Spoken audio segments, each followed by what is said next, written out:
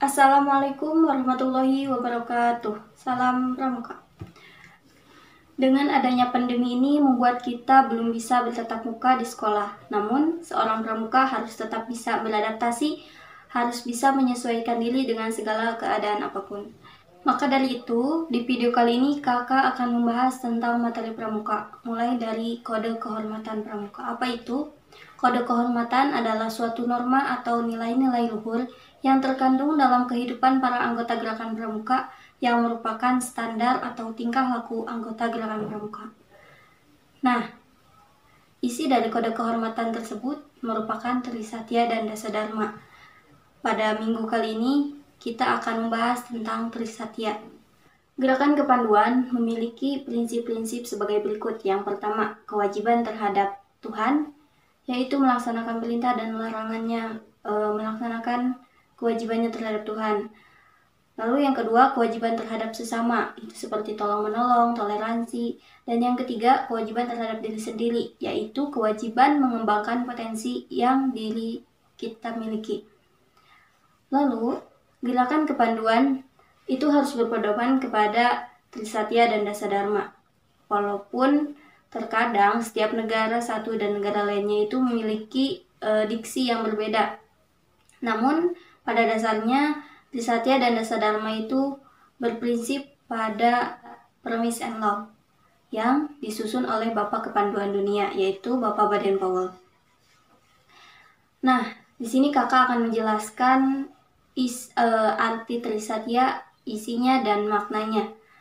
Yang pertama, Trisatya ini berasal dari dua kata, yaitu Tri dan Satya. Tri artinya tiga, Satya artinya kesetiaan, yang mana artinya Trisatya ini merupakan tiga janji yang harus dilakukan oleh para anggota gerakan pramuka.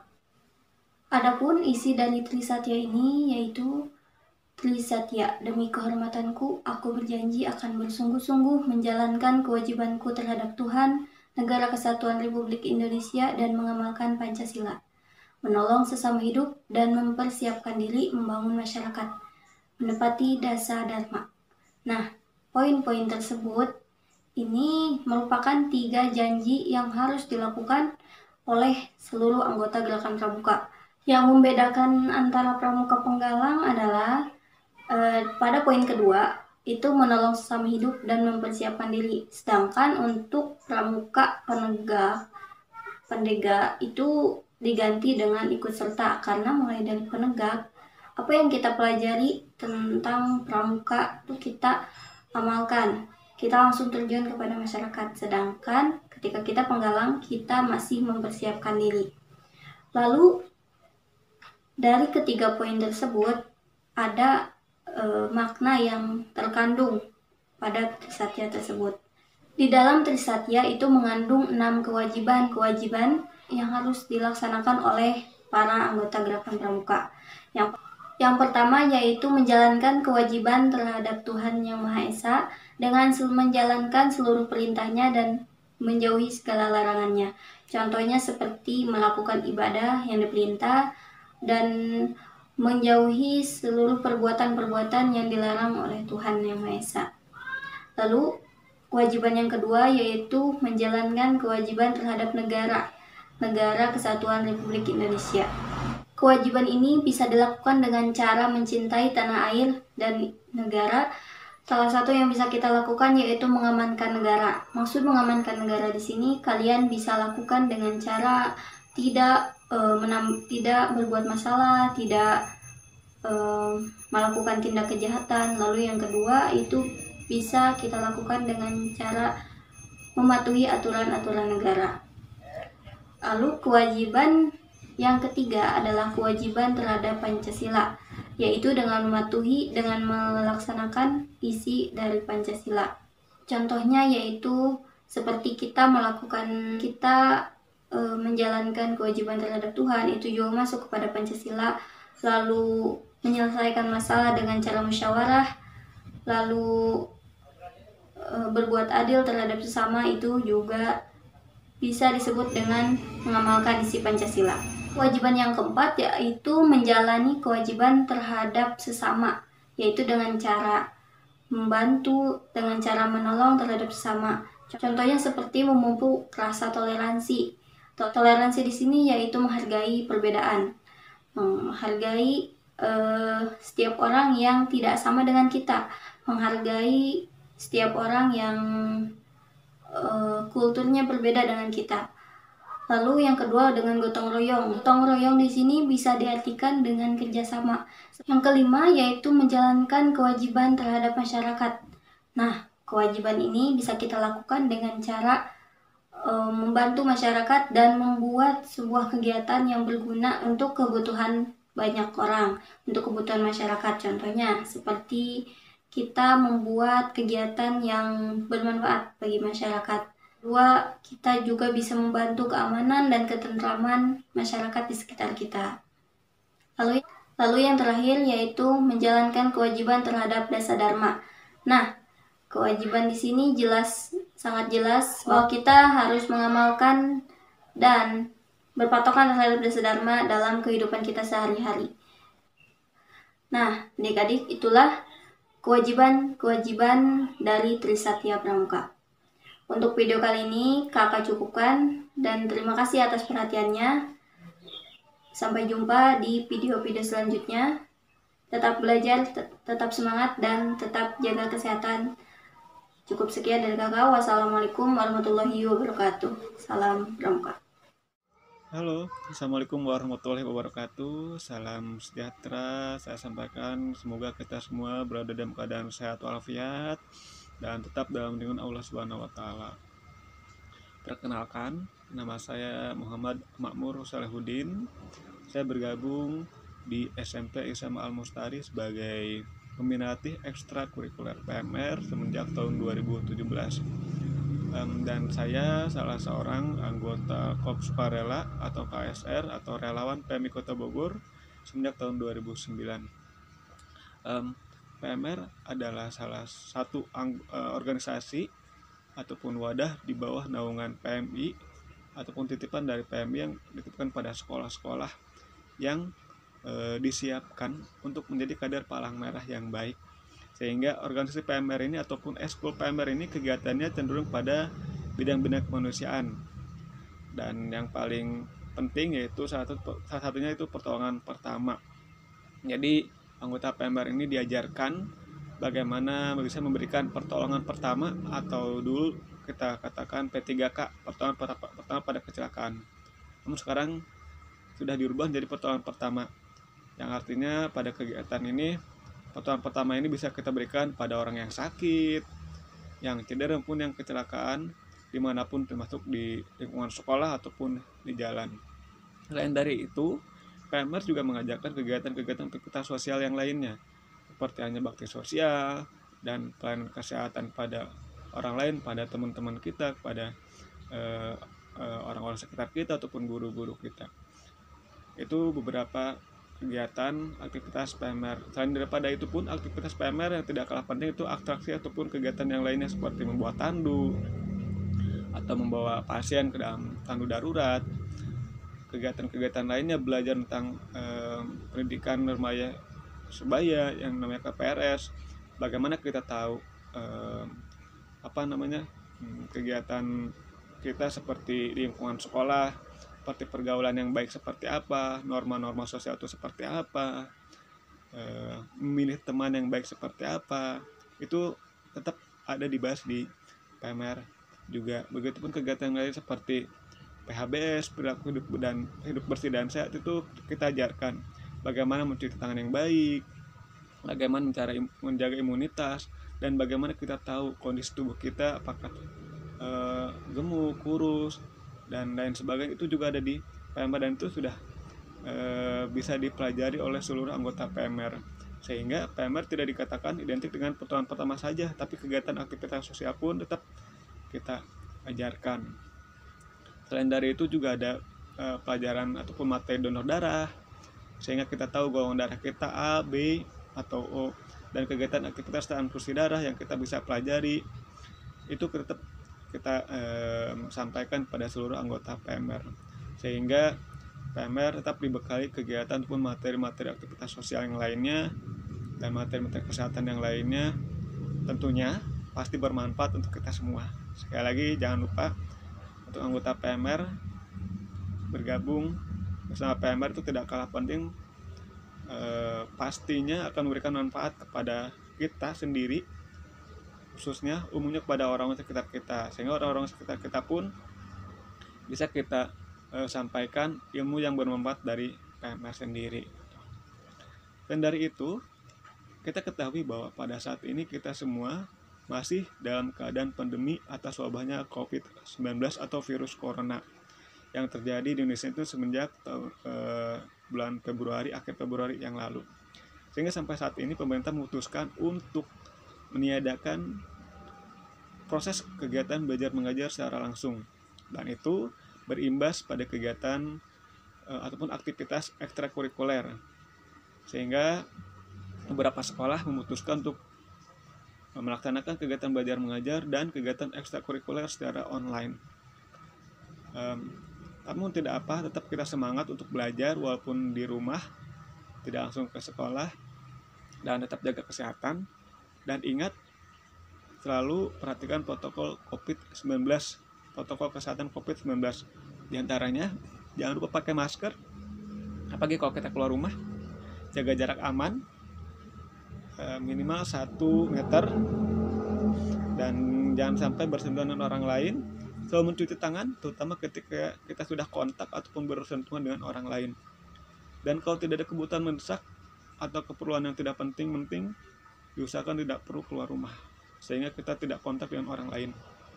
Dan apabila kalau kita sudah keluar rumah, langsung ganti pakaian dan mandi. Jadi itu beberapa poin penting harus kita sampaikan protokol COVID-19. Semoga protokol COVID-19 ini bisa mencegah atas penularan COVID-19, terutama pada kita semua. Dan ingat, untuk mencuci tangan saya sampaikan itu sebenarnya ada 6 langkah dalam mencuci tangan yang baik dan benar, sehingga tangan kita tidak tertular bakteri ataupun virus ataupun kuman yang ada menempel di tangan kita. Oke, 6 langkah mencuci tangan ini, yang pertama yaitu cuci tapak tangan, gosok tapak tangan. Yang kedua itu punggung tangan.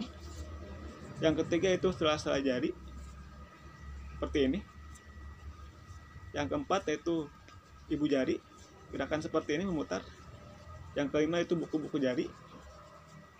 Dan yang keenam yaitu kuku, seperti ini. Dan ingat, airnya ada mengalir, bukan air mengambang, ya, bukan di atas ember turun bak, sehingga air mengalir baru kita lakukan cuci tangan.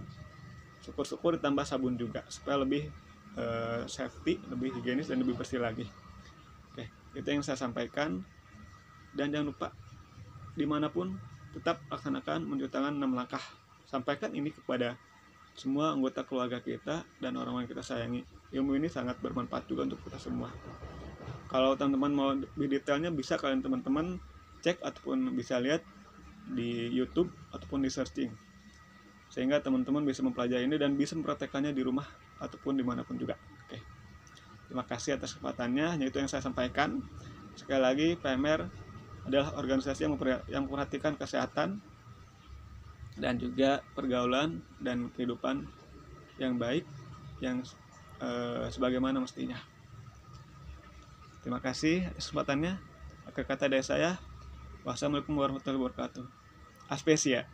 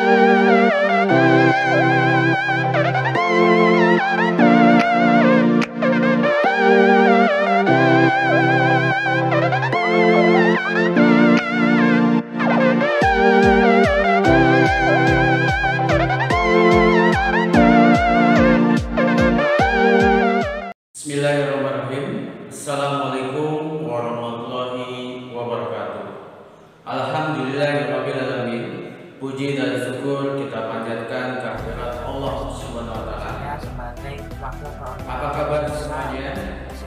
Perkenalkan, nama Bapak Suyoga Basuni atau kalian bisa panggil Pak Yudi. Insyaallah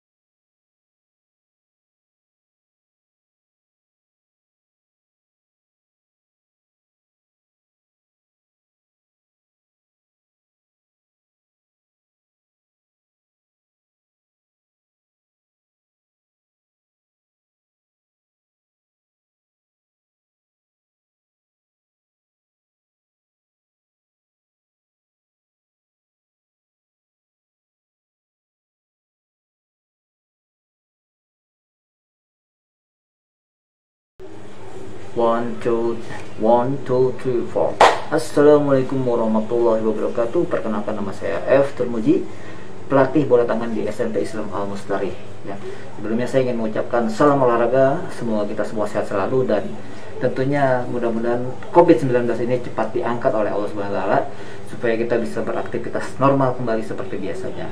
Baiklah, adik-adik sekalian, saya akan memperkenalkan tentang permainan olahraga bola tangan ya. Mungkin ada yang sudah pernah dengar atau sudah pernah tahu tentang bola tangan ini, tapi sini akan menjelaskan bagaimana dasar-dasar permainan bola tangan, mulai dari bola, kemudian ukuran lapangan, jumlah pemain, pemimpin pertandingan, dan lain-lain ya. Baiklah, yang pertama tentang ukuran bola ya. Namun sebelumnya kita saksikan dulu deh supaya kalian tahu ya bagaimana permainan bola tangan itu dimainkan. Kita saksikan dulu video berikut ini. Wajah. Die Hürden auf dem Weg nach Lissabon waren wie erwartet niedrig. Solche schönen Tore waren möglich, weil die Gegner aus Katar, Australien und Grönland einfach zu harmlos waren. Schnelle Mitte. Tempo-Handball mit erfolgreichem Abschluss. So ging's zum Spiel gegen Portugal, bei dem am Ende aber die Deutschen Grund zur Freude hatten. Vor allem wegen der herausragenden Leistung der beiden Außen, Stefan Kretschmer auf der linken und Florian Kempmann auf der rechten Seite. Das dynamische Duo warf insgesamt 19 Tore. Und dann war da noch Pascal Hens, der Newcomer aus Wallau, selbstbewusst und wurfgewaltig, der sich auch in kritischen Situationen was zutraute. Jubel bei den deutschen Fans auch im letzten Gruppenspiel gegen Island. Diesmal war es Torwart Henning Fritz, der mit zahlreichen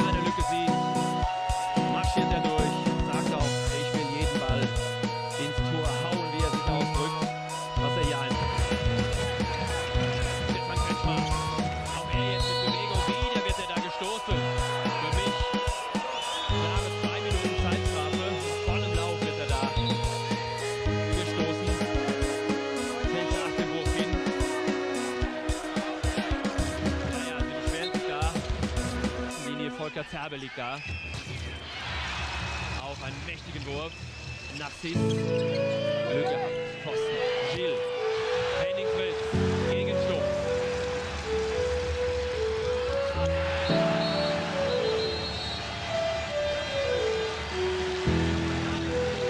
Erste Führung für die deutsche Mannschaft und sie bleiben locker. Schauen Sie in die Gesichter.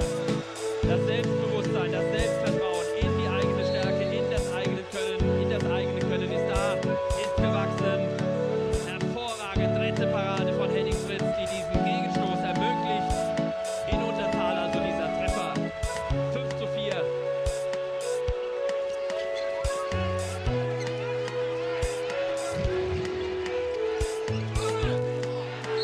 Ja, das lassen die Schiedsrichter laufen. Der geht da mit großen Schritten in die Abwehr hinein und geht sogar zum Ausgleich. 5:5 durch Jerome Fernandez.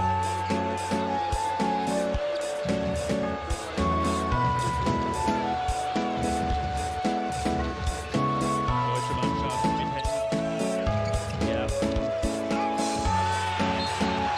Glück auf dem Feld, ergänzt durch Christian Zeiss und wieder ist es Christian. Schön diese Sperre und dann der Pass von Pascal Held. Jetzt aufpassen in der Abwehr, denn beim dritten Mal muss er aus dem Spiel. Zeiss, Held. Die beiden Jungen im Rückraum. Pascal Held. Unglaublich, dieser junge Mann. Auf der ungewohnten rechten Rückraumposition. Steht hoch, schaut den Torwart aus und trifft mit langem Armzug. Pascal Hens, 7:6 wieder die Führung für Deutschland. Oke, selanjutnya ya tadi kalian sudah menyaksikan bagaimana permainan bola tangan itu dimainkan. Selanjutnya saya akan menjelaskan sedikit tentang dasar-dasar permainan bola tangan ya. Mulai dari bola dulu ya. Namun sebelumnya mungkin kita perlu tahu dulu ya sedikit sejarah tentang bola tangan gitu ya. Jadi bola tangan ini sebenarnya permainan yang sudah lama dimainkan oleh orang-orang sejak zaman Yunani kuno dulu ya. Jadi mungkin anggapannya bola itu lebih mudah dimainkan oleh tangan dibanding dengan kaki gitu ya. Jadi olahraga bola tangan ini sebenarnya lebih tua dari olahraga sepak bola ya. Seiring berjalannya waktu kemudian dibuatlah sebuah pertandingan ya. Kemudian akhirnya dibuat peraturan-peraturan untuk pertandingan bola tangan tersebut ya. Makanya di dunia ini ada organisasi yang menaungi olahraga bola tangan, yaitu IHF ya, International Handball Federation ya. Jadi Federasi Handball Internasional ya. Kemudian di bawahnya nanti ada organisasi-organisasi lagi, seperti misalnya untuk Asia ada AHF, ada Asia Handball Federation. Kemudian untuk Indonesia sendiri itu ada yang namanya Asosiasi Bola Tangan Indonesia, atau disingkat dengan ABTI, atau kita biasa sebut ABTI ya. Termasuk di Kota Bogor kita juga sudah ada cabangnya, pengurus cabang ABTI Kota Bogor yang menaungi kegiatan-kegiatan bola tangan di Kota Bogor. Baik ya, kita langsung ke bola ya. Jadi dalam permainan bola tangan ini bentuk bolanya sama ya, bulat ya. Yang namanya bola pasti bulat, nggak ada yang kotak ya. Kalau kotak bisa disebut dadu gitu kan, atau apalah gitu ya. Pokoknya kalau ngomongin bola pasti bola itu bulat atau bundar ya. Nah, kemudian untuk permainan bola tangan ini ada 3 kategori bola yang bisa dimainkan ya. Nah, ini salah satunya adalah bola ukuran paling kecil yang dimainkan oleh untuk anak-anak ya. Nah, seperti ini bolanya disebutnya bola ukuran nomor 1 ya. Diameternya ada di situ ya. Oke.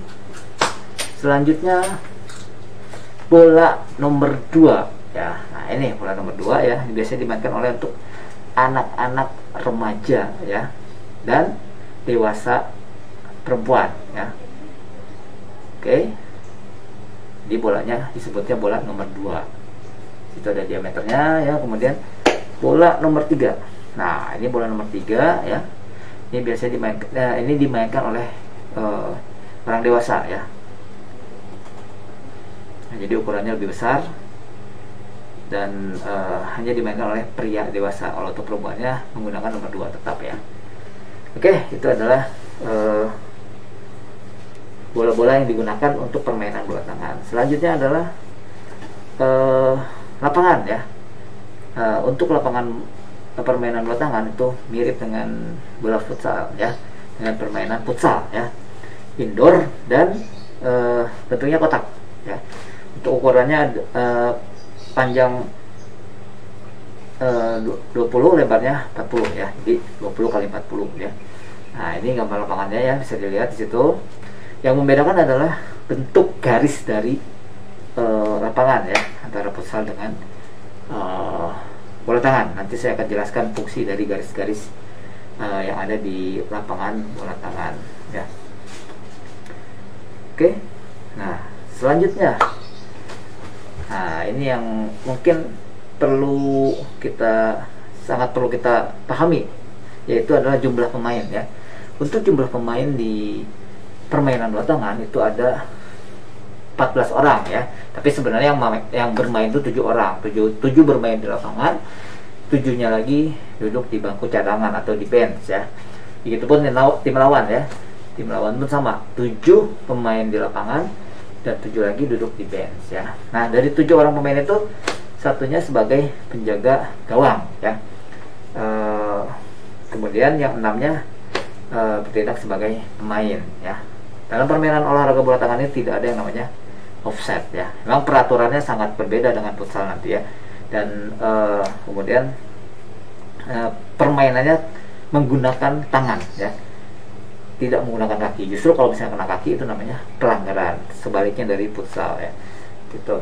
Nah, permainannya sama, mirip seperti basket ya. Jadi bola itu harus di dribble ya, kemudian dioper ya, atau dipassing dan disuting ke gawang ya. Nah, jadi gawangnya itu sama seperti gawang futsal ya, bukan seperti basket. Kalau basket kan ke dalam keranjang ya, tapi kalau bola tangan itu permainannya mirip dengan bola basket, tapi untuk endingnya, untuk akhirnya itu seperti futsal ya, menggunakan gawang ya. Ukuran gawangnya itu tingginya 2 meter dan lebarnya 3 meter ya. Itu untuk lapangan. Selanjutnya untuk pemimpin pertandingan. Jadi di bola tangan ini pemimpin pertandingannya itu terdiri dari 2 orang wasit di lapangan dan kemudian 2 orang delegate table ya. Jadi duduk di table untuk memantau pertandingan. Ditambah lagi 2 orang untuk penulis skor ya.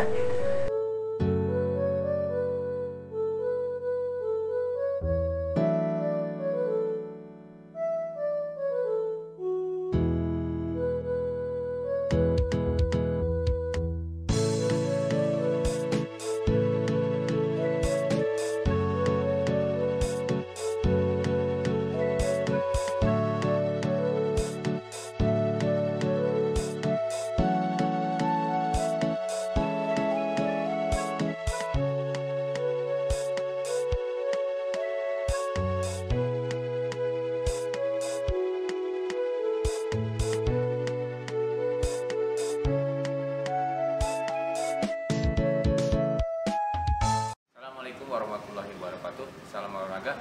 Gimana kabar anak-anak? Mudah-mudahan kalian dalam keadaan sehat walafiat. Sebelumnya Bapak perkenalkan, nama Bapak adalah Sahroni. Di sini selaku pembina Eskul Bulu Tangkis. Nah, mungkin itu sekian perkenalan dari Bapak. Wassalamualaikum warahmatullahi wabarakatuh. Baik anak-anak, pada kesempatan ini Bapak akan menjelaskan tentang permainan bulu tangkis. Tapi sebelumnya Bapak akan menjelaskan atau memberi penjelasan mengenai alat-alat yang harus kalian punyai untuk dalam permainan bulu tangkis. Yang pertama tentunya adalah ini raket ya. Lihat tuh, terserah kalian ya mereknya. Ada Yonex, ada Li-Ning, ada Victor dan ada RS. Kemudian adalah satu kok. Di sini Bapak ada 2 kok. Di sini juga kalian bebas ya. Boleh kok yang dari Garuda ataupun dari Samurai ataupun dari yang lainnya. Kemudian adalah ini adalah net. Ya. Ini adalah pembatas antara yang sana yang sini ya. Ini yang ada net. Kemudian tentunya ini kebetulan kita di SMP Al-Mustari ada halaman yang bisa dijadikan semacam lapangan ya. Mungkin Bapak sekali lagi bahwa yang pertama adalah raket yang harus kalian punya, kedua kok, ini 3. Ya. Dan tentunya ini adalah lapangan. Juga kalian jangan lupa bahwa kalian harus memakai dalam olahraga adalah pakaian olahraga. Kalian bebas mau pakai yang mana. Ya, demikianlah penjelasan dari Bapak.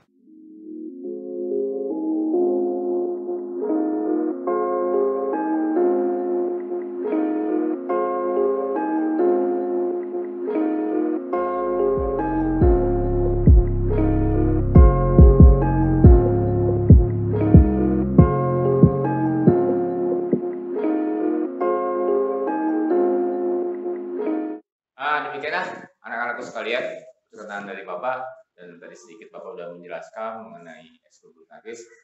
Bagi anak-anak yang berminat untuk bergabung dengan Eskul Bulu Tangkis, Bapak tunggu. Ya, nanti kita bertemu lain waktu. Silakan. Assalamualaikum warahmatullahi wabarakatuh.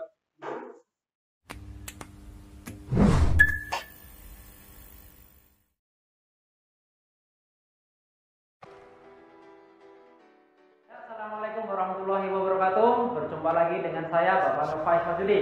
Perkenalkan, saya pembina Eskul Voli di SMP Islam Al Mustari.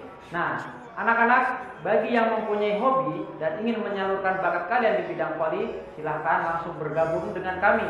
Nah, berikut ini akan ada video contoh-contoh latihan atau latihan selama pembelajaran eskul, baik di lapangan GOR Pajajaran ataupun di lapangan Taman.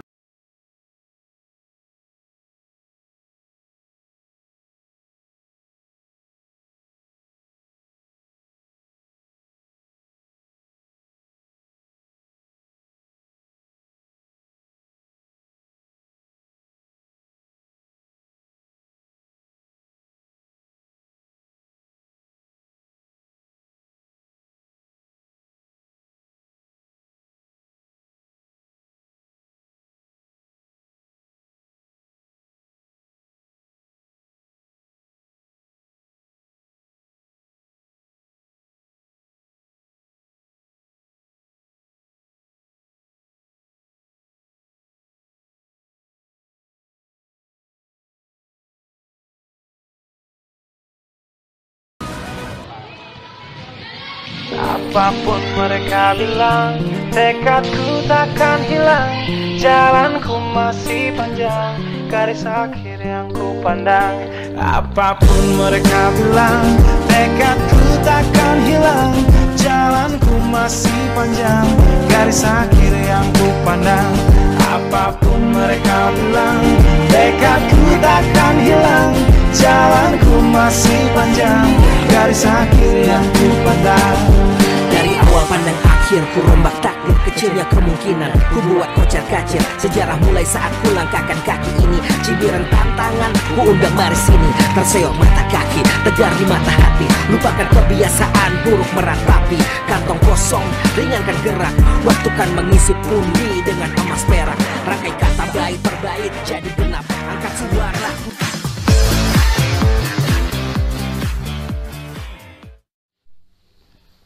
Assalamualaikum warahmatullahi ta'ala wabarakatuh. Salam Karate Os. Apa kabar anak-anakku semuanya? Siswa-siswi SD SMP Islam Al Mustari, semoga kita semua selalu ada dalam lindungan Allah Subhanahu wa Ta'ala. Perkenalkan, nama saya Ridwan SPD MSI sebagai pelatih ekstrakurikuler karate Inkai di SD SMP Islam Al Mustari. Karate berasal dari Jepang yang berarti olahraga bela diri tangan kosong. Karate terdiri dari dua kata, hara artinya kosong dan te tangan. Yaitu kalau diartikan berarti olahraga bela diri tangan kosong. Sedangkan Inkai adalah salah satu perguruan karate yang beraliran Shotokan di bawah naungan Federasi Olahraga Karate Indonesia yang disingkat dengan PORKI. Ekstrakurikuler ekstrakurikuler karate Inkai di SD SMP Islam Al Mustari kurang lebih sudah berdiri 6 tahun. Tujuan atau visi dari karate sendiri adalah membentuk karakter siswa-siswi yang berbudi pekerti yang luhur.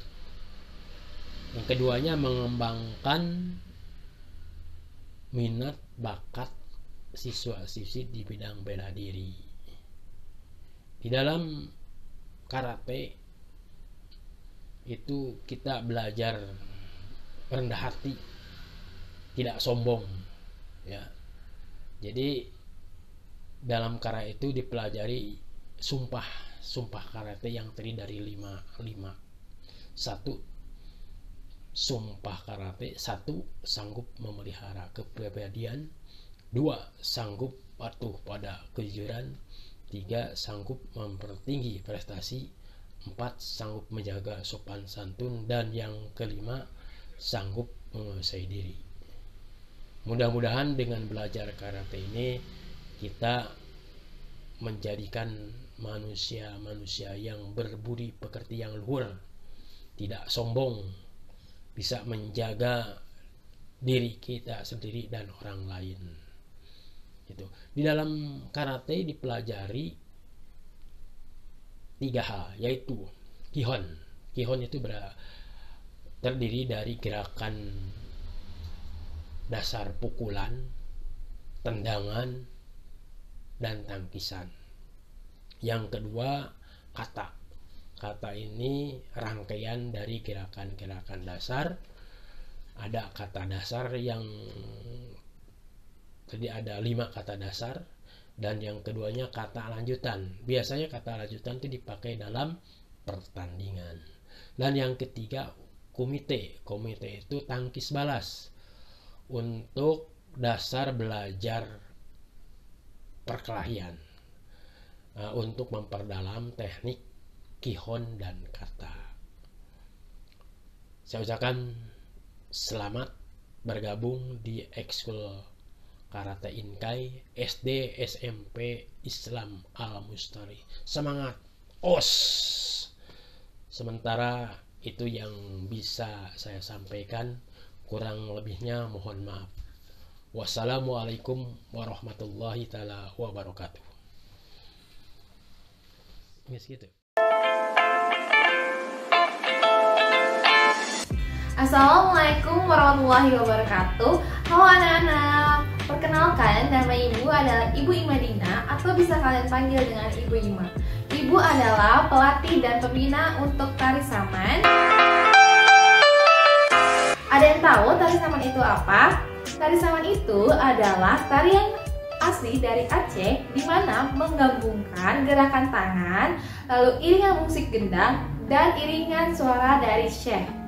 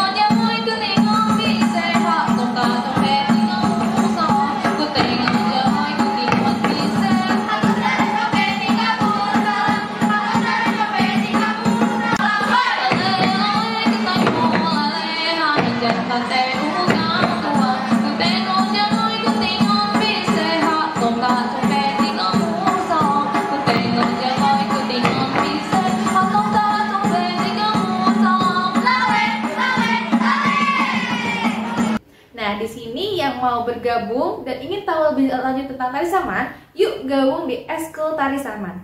Wassalamualaikum warahmatullahi wabarakatuh. Assalamualaikum anak-anak, gimana kabarnya? Semoga kalian semua dalam keadaan sehat walafiat, amin. Nah, di sini Ibu Ibu bukan untuk menjelaskan materi pembelajaran ya, tapi di sini Ibu akan menjelaskan kepada kalian, mengajak kalian untuk mengikuti ekskul poster.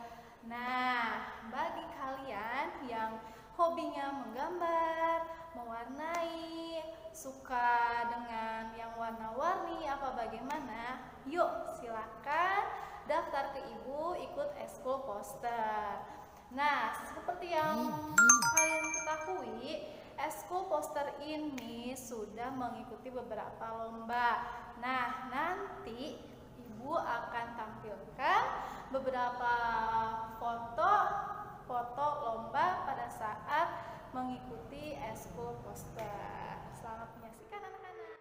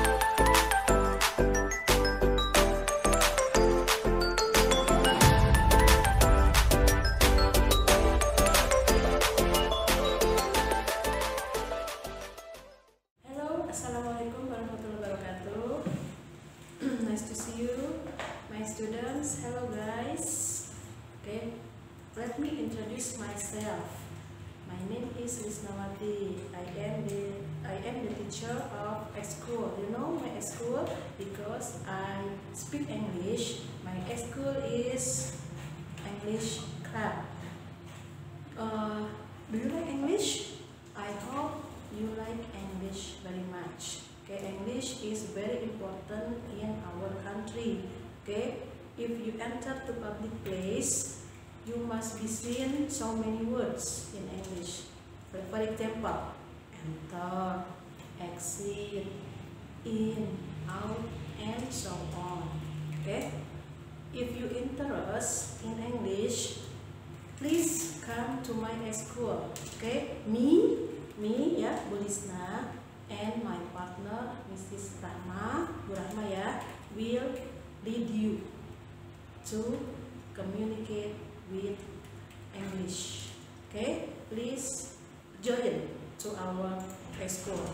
Okay, welcome to my school. Okay, thank you. Assalamualaikum warahmatullahi wabarakatuh.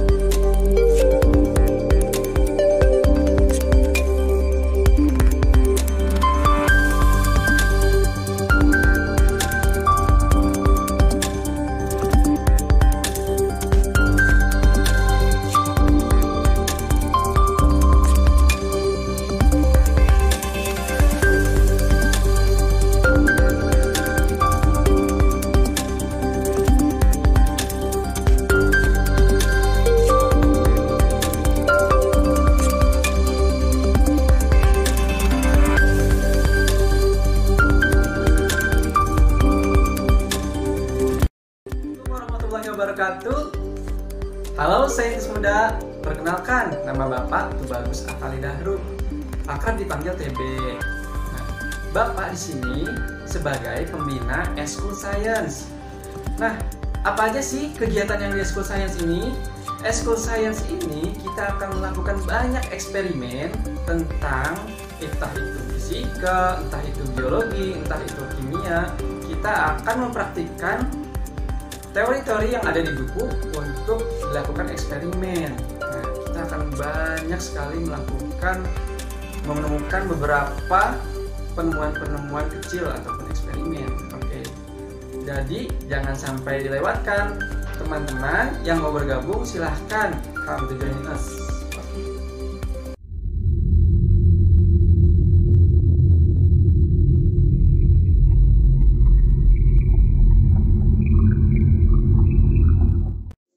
Ya, assalamualaikum warahmatullahi wabarakatuh.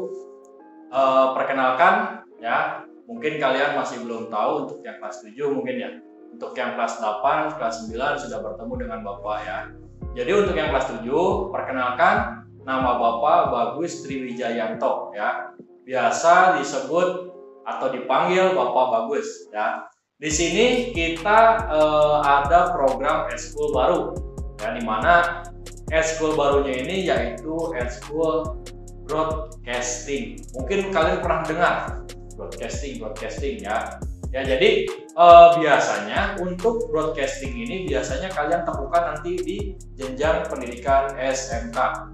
Tapi di Al-Mustaris ini mengadakan program eskul terbaru yaitu broadcasting tadi. Ya, jadi untuk kalian yang berminat untuk eskul broadcasting bisa langsung menghubungi Bapak ya. Oh ya, kalau ada pertanyaan, Pak, broadcasting itu seperti apa sih? Nah, jadi broadcasting itu nanti kalian akan mempelajari ya tentang seperti ini.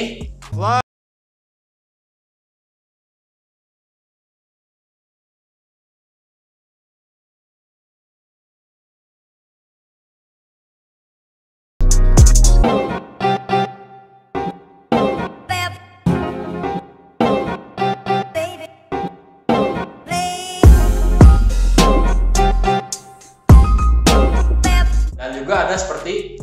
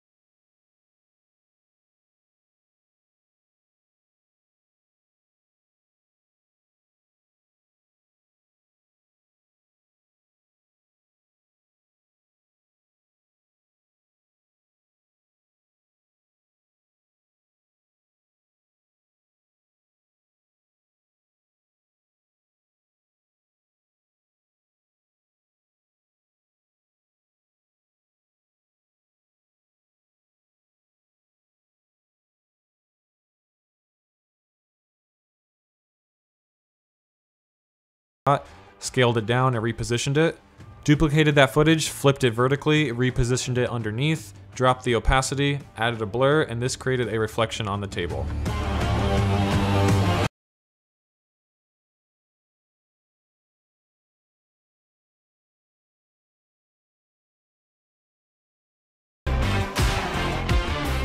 For this final shot, I took my green screen and laid it down across my driveway, then took a beam that I could walk across and stacked it on a few bricks. To record my footage, I took a GoPro and attached it to a head strap and wore that as I walked across the beam.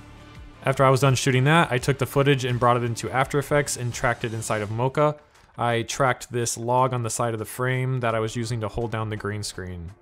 After Mocha was done tracking, I jumped back into After Effects and applied that tracking data to a null object. Then I key and mask out the green screen footage so I'm just on a black background. Then I went onto Adobe Stock and signed up for a 30-day trial. They give you 10 free downloads, and I found this image of a top-down view of a street from a building. I rescaled and positioned the image how I wanted it in my shot, parented that image to the null object, and then turned on motion blur for the image, and then I was finished.